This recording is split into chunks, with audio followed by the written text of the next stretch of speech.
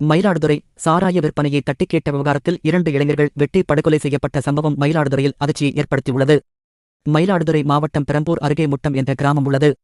இந்த கிராமத்தில் ராஜ்குமார், மூவேந்தன், தங்கத்துரை ஆகிய 3 பேரும் சாராய விற்பனையில் ஈடுபட்டு வந்துள்ளனர். கடந்த சில நாட்களுக்கு முன்பாக மாவட்ட அளவில் போலீசார் சாராய வேட்டையில் ஈடுபட்டுள்ளனர். அப்போது ராஜ்குமார் என்பவர் கைது செய்யப்பட்டார்.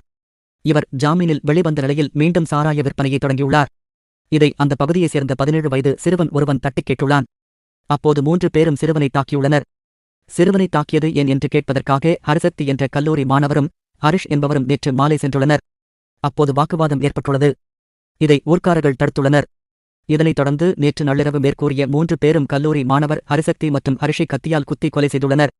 கல்லூரி மாணவரும் இளைஞரும் சம்பவ இடத்திலேயே பலியாகியுள்ளனர். இருவரது உடல்களையும் மீட்ட போலீசார் பிரதே பரிசோதனைக்காக மருத்துவமனைக்கு அனுப்பி வைத்தனர். இதற்கிடையே குற்றவாளிகளை கைது செய்ய வேண்டுமென வலியுறுத்தி கல்லூரி மாணவர் மற்றும் இளைஞரின் உறவினர்கள் சாலை மறியல் போராட்டத்தில் ஈடுபட்டுள்ளனர். கும்பகோணம், மயிலாடுதுறை சாலையில் போராட்டத்தில் ஈடுபட்டனர். தற்போது சாராய வியாபாரிகள் ராஜ்குமார், தங்கதுரை கைது செய்யப்பட்டுள்ளனர். எஞ்சிய குற்றவாளியான மூவேந்தனை போலீசார் தேடி வருகிறார்கள்.